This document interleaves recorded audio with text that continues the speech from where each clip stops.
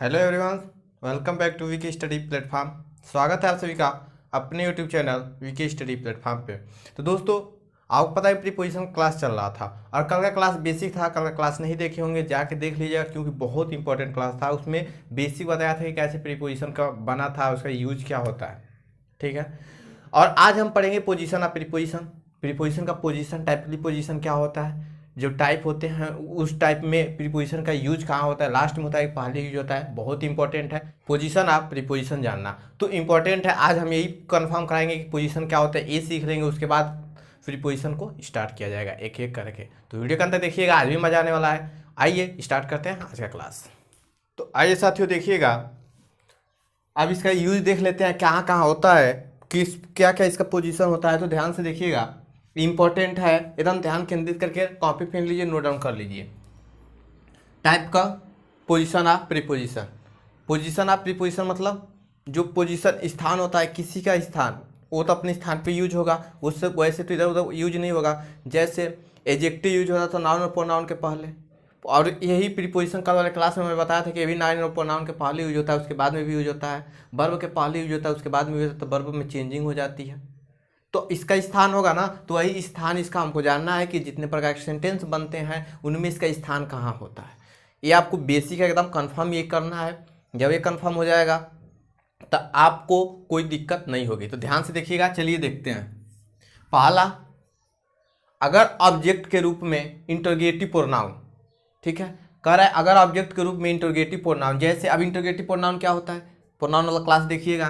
तो एज, जैसे वाट, हु, हुम, विच, इटीसी।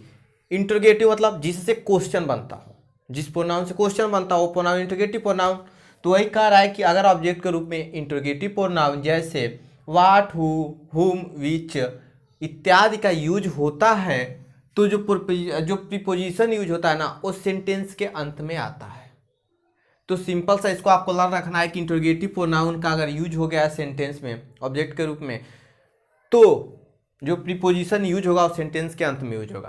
तो कंफर्म इंटरोगेटिव प्रोनाउन में क्या होता है, सेंटेंस के अंत में। जैसे देखिएगा, what are you thinking of, of preposition आ गया, और इस प्रीपोजिशन के लिए ना ए व्हाट क्या है, ऑब्जेक्ट है।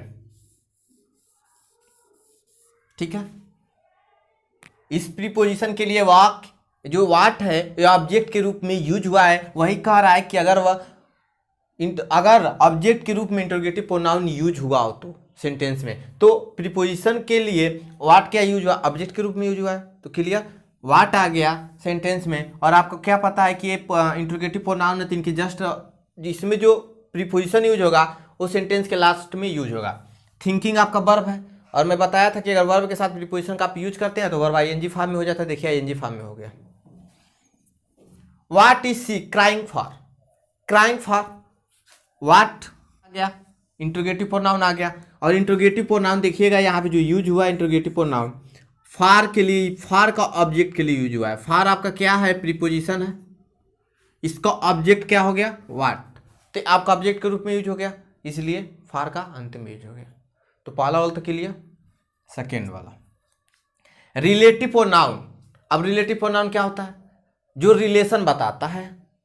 भाई दो सेंटेंस है, दो सेंटेंस को आपस में जोड़ता है, उनके बीच दोनों सेंटेंस को आपस में जो रिलेशन बताता है वो आपका होता है क्या, रिलेटिव प्रोनाउन। रिलेटिव से ही पता चल रहा है रिलेशन। तो प्रोनाउन क्लास देखिएगा, आपको बताया था कि पीछे वाला क्लास जब आप देखेंगे तभी आगे वाला समझ में आएगा मैटर, क्योंकि हर क्लास में से कुछ ना कुछ टर्म्स आपको मिलते रहते हैं नेक्स्ट वाले क्लास में। तो रिलेटिव प्रोनाउन क्या है, डैट। अगर रिलेटिव प्रोनाउन डैट यूज हुआ हो सेंटेंस में तो क्या करेंगे, ऑब्जेक्ट के रूप में यूज हुआ हो तो, जैसे here is the news paper that you asked for, वह तुमसे पूछा कि न्यूज़पेपर कहाँ है, वह तुमसे पूछा कि न्यूज़पेपर कहाँ है। डैट आ गया, एक सेंटेंस आपका ये हो गया, यू आस्क्ड फॉर एक सेंटेंस ये हो गया, रिलेशन बता रहा है, रिलेटिव प्रोनाउन। और इस फॉर के लिए डैट का यूज ऑब्जेक्ट के रूप में हुआ है। ठीक है, फॉर के लिए डैट का यूज किस में हुआ है, ऑब्जेक्ट के रूप में। मतलब प्रीपोजिशन के लिए जो रिलेटिव प्रोनाउन यूज हुआ है ऑब्जेक्ट के रूप में हुआ है। ये आपको कहना चाह रहा है कि अगर ऑब्जेक्ट के रूप में रिलेटिव प्रोनाउन का यूज हो तो ऑब्जेक्ट के रूप में किसके लिए यूज हुआ है, तो प्रीपोजिशन के लिए। लास्ट में प्रीपोजिशन आ गया। तो ये भी आपको क्लियर कि रिलेटिव प्रोनाउन का अगर यूज हुआ और सेंटेंस में तो प्रीपोजिशन लास्ट में यूज होता है। तो दो बात clear, interrogative pronoun relative pronoun दोनों में लास्ट में होता है। अभी ट्रिक बताऊंगा, पहले इसको ध्यान से देख लीजिएगा, बेसिक क्लियर कीजिए, उसके बाद ट्रिक भी आपको बताऊंगा कैसे इसको हमको दिमाग में बैठाना है। ऑब्जेक्ट, अगर ऑब्जेक्ट के रूप में इन्फिनिटिव का यूज हुआ हो तो प्रीपोजिशन कहाँ होगा, ये भी तो देखना है। अगर ऑब्जेक्ट के रूप में इन्फिनिटिव वर्ब, अब इन्फिनिटिव वर्ब क्या होता है दोस्तों, तो इन्फिनिटिव वर्ब, वर्ब क्लास देखिएगा 2+V1, 2+V1 ये होता है आपका इन्फिनिटिव वर्ब, ठीक है। 2 का यूज होता है, इन्फिनिटिव वर्ब होता है। वर्ब वाला क्लास में इसको बहुत अच्छे से क्लियर कराता है, इसमें क्वेश्चन बहुत ज़्यादा पूछता है। तो कोई कह रहा है कि अगर इन्फिनिटिव वर्ब का ऑब्जेक्ट के रूप में यूज हुआ हो, किसके लिए, तो प्रीपोजिशन के लिए। अगर ऑब्जेक्ट के रूप में यूज हुआ तो प्रीपोजिशन कहाँ होगा, तो दोस्तों प्रीपोजिशन इसमें भी लास्ट में यूज होता है। देखिए विथ का इसमें यूज हो गया, इसमें इन का यूज हो गया। जैसे I need a pen to write with, जरूरत है पेन से लिखने की, तो यहाँ पे देखिए टू राइट इन्फिनिटिव वर्ब आ गया, और इसके बाद देखिएगा लास्ट में विथ का यूज हो गया।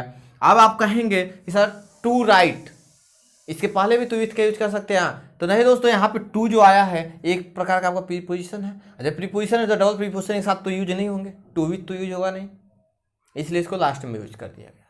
बात क्लियर। तो इन्फिनिटिव वर्ब अगर आ जाता है तो उस सिचुएशन में, उस सेंटेंस में प्रीपोजिशन कहाँ यूज होता है, लास्ट में यूज होता है।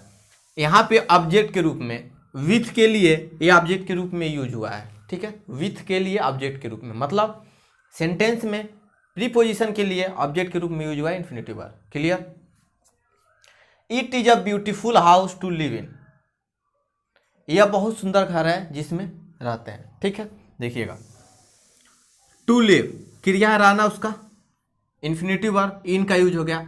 इस इन के लिए ऑब्जेक्ट के रूप में टू लिव की यूज हुआ है, ठीक है। तो बात क्लियर, तीन बात तो क्लियर। इन्फिनिटिव वर्ब में भी प्रीपोजिशन लास्ट में यूज होता है, बताया हूँ कैसे, ट्रिक अभी बताऊंगा कैसे लर्न करना है, तो पहले केयरफुली होकर ध्यान से इसको देख लीजिएगा। अब देखिए अगर वर्ब, मान लीजिए अगर वर्ब टू बी क्या होता है, तो बी फॉर्म क्या होता है, तो is am are was were. Have form क्या होता है, हैव हैज हैड, ठीक है। और डू फॉर्म क्या होता है, डू डज डिड। ये सब आपको क्लियर कराया था ना वर्ब में, एक एक पॉइंट बताया था कि इनका फॉर्म कैसे बनता है, इनका यूज कब होता है, डिड का यूज, डू का कब यूज होता है, कौन सा पास्ट में कौन फ्यूचर में यूज होते हैं, ये तो सब क्लियर कराया था ना। तो वही कह रहा है कि अगर वर्ब टू बी अर्थात is am are was were का यूज मेन वर्ब के रूप में हो तो प्रीपोजिशन कहाँ यूज होगा, मेन वर्ब के रूप में हो, मतलब कि ईज एम आर के बाद कोई वर्ब ना आए, ईज एम आर ही उसमें वर्ब हो, हेल्पिंग वर्ब मेन वर्ब सब ईज एम आर ही हो, तो मतलब मेन वर्ब के यूज में होगा, कोई एक्स्ट्रा वर्ब नहीं आता है। तो इसमें भी प्रीपोजिशन आपको अंत में यूज होता है। देखिएगा फॉर, अबाउट, ठीक है। Who is it for, who is it for, who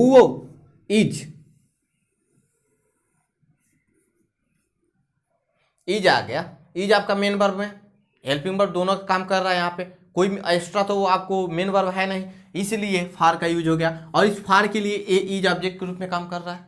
बात के लिए नेक्स्ट वाला, what was it about, about आ गया, और यहाँ पे वाज जो है मेन वर्ब के रूप में काम कर रहा है, हेल्पिंग वर्ब के रूप में, तो अबाउट आ गया, और अबाउट के लिए ऑब्जेक्ट के रूप में काम कर रहा है वॉच, तो क्या यूज हो गया, अबाउट हो गया। इसका मतलब कि इसको और लर्न करने का तरीका अभी बताया हूँ कि इंटरोगेटिव प्रोनाउन, इंटरोगेटिव प्रोनाउन का भी इसमें यूज हुआ है, देखिएगा।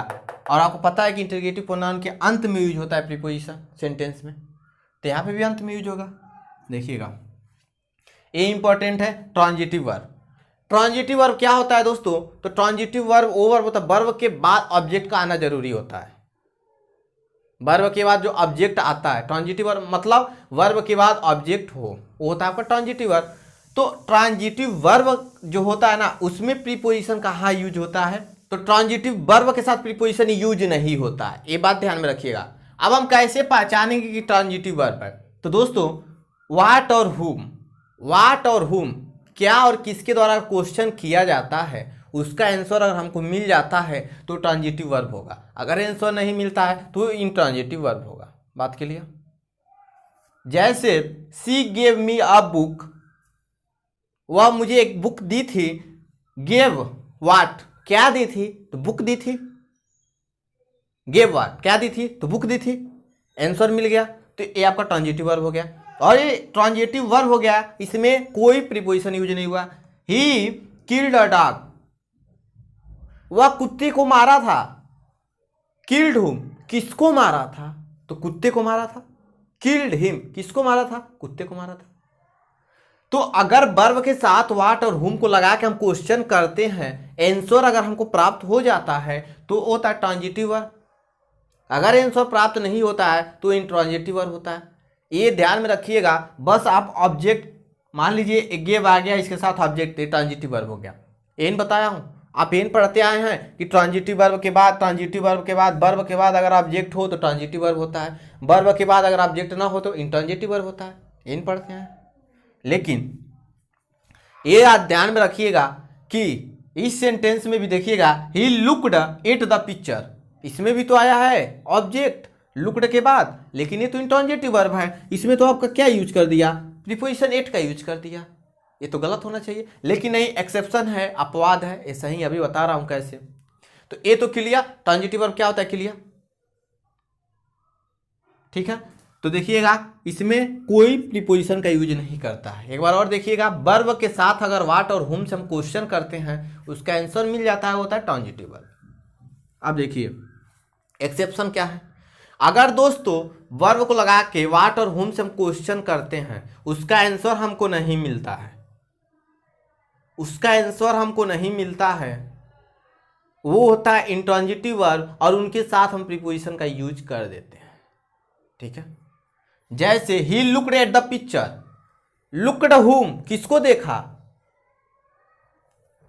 कोई क्लियर नहीं है, एट द पिक्चर की बात कर रहा है। एट द पिक्चर निश्चित तस्वीर की बात कर रहा है, देखने की बात, निश्चित तस्वीर की बात कर रहा है। यहां पे कोई उसका एक्शन नहीं ऑब्जेक्ट के साथ, वर्ब का कोई एक्शन नहीं है ऑब्जेक्ट के साथ, कोई एक्शन नहीं है। व्हाट और हुम लगा के वर्ब के साथ हम बनाते हैं किसको?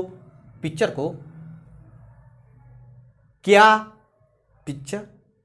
कोई इसका मतलब ही नहीं, यहाँ पे ऑब्जेक्ट निकलना है, ऑब्जेक्ट से कोई रिलेटेड नहीं है वर्ब का, तो ऑब्जेक्ट से कोई रिलेटेड नहीं है, इसलिए इंट्रांजिटिव वर्ब इसमें एट का यूज कर दिया। क्लियर? ये देखिएगा इंटरोगेटिव सेंटेंस में, ये आपका इंपॉर्टेंट है।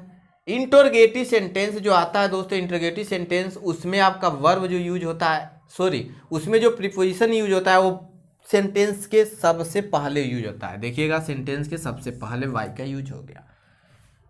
जैसे विच ट्रेन डिड यू कम, किस ट्रेन के द्वारा तुम आए थे? बात यहाँ क्लियर हुई ना?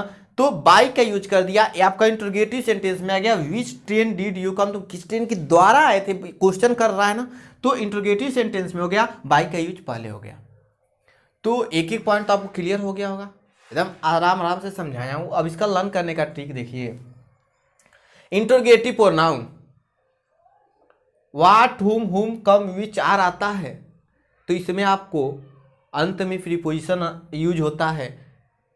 देख लीजिए कि इसमें शुरू में, इसको लर्न करने का तरीका बस आपको ये देखना है कि कौन से अलग है। तो इंटरोगेटिव वाला अलग है और एक ट्रांजिटिव वर्ब, बस दो को लर्न कर लीजिए, बाकी को सब पे प्रीपोजिशन अंत में यूज होता है, और कुछ आपको करना ही नहीं है। सेंटेंस में बस दो लर्न कीजिए, इंटरोगेटिव सेंटेंस में प्रीपोजिशन पहले और ट्रांजिटिव वर्ब में प्रीपोजिशन नहीं यूज होता है। बात क्लियर? बस दो लर्न कीजिए, उसके बाद सब में वर्ब आ जाएगा, ऑब्जेक्ट इन्फिनिटिव आ जाएगा, रिलेटिव प्रोनाउन, इंटरोगेटिव प्रोनाउन, सब में प्रीपोजिशन लास्ट में यूज होता है। तो पोजिशन और प्रीपोजिशन आपको क्लियर हो गया। आई होप कि आपको अच्छे से समझ में आएगा। नोट डाउन जरूर कीजिएगा, क्योंकि नोट डाउन करने के लिए इसलिए कहता हूँ कि जब आप नोट डाउन करेंगे ना, तो आपके दिमाग में फिट हो जाता है डाटा, और एक दो बार जब उसको रिवीजन कर लेंगे तो कभी भूलेगा नहीं लाइफ में। आप पढ़ा सकते हैं खुद, गारंटी दे रहा हूँ, क्योंकि मैं नोट्स बनाता हूँ हमेशा, प्रतिदिन कुछ ना कुछ लिखता ही रहता हूँ, क्योंकि लिखने से हैबिट भी बढ़ती है और याद भी बहुत जल्द होता है। मैं अपना एक्सपीरियंस आपको बता रहा हूँ कैसे मैं याद करता हूँ। तो आई होप कि क्लास अच्छा लगा होगा। वीडियो पसंद आए तो लाइक कर दीजिएगा और ज़्यादा से ज़्यादा शेयर कीजिएगा। शेयर करना बिल्कुल नहीं भूलिएगा, क्योंकि जो शेयर जब करेंगे तो उन बच्चों के पास पहुँचेगा जो फीस पे नहीं कर पाते हैं, जिनके पास साधन नहीं है पढ़ने के लिए, और उनको अच्छा से अच्छा हम कोशिश करते हैं बताने के लिए, वो भी सीख ले, वो भी अपना कंपटीशन बीट कर ले। क्लास देखते होंगे, पीछे क्लास देखे होंगे तो थोड़ा फास्ट पीछे वाला क्लास था, तो कोई दिक्कत नहीं, अब सही हो गया। फिर नया बैच स्टार्ट होगा, जब ये खत्म होगा तो नया बैच स्टार्ट हो जाएगा। तो चैनल अपने वीडियो को पहली बार देख रहा हूँ, सब्सक्राइब करके बेल प्रेस कर लीजिएगा। क्योंकि नोटिफिकेशन आपको मिलेगा और वीडियो मिस नहीं होगा। और बुकैत शो स्टार्ट हो गया आज सुबह 10 बजे, उसको भी आप देखना नहीं भूलिएगा। तब के लिए जय हिंद दोस्तों, वंदे मातरम। मिलते हैं नेक्स्ट वीडियो में। स्टे होम, स्टे सेफ, घर पे रहिए, सुरक्षित रहिए।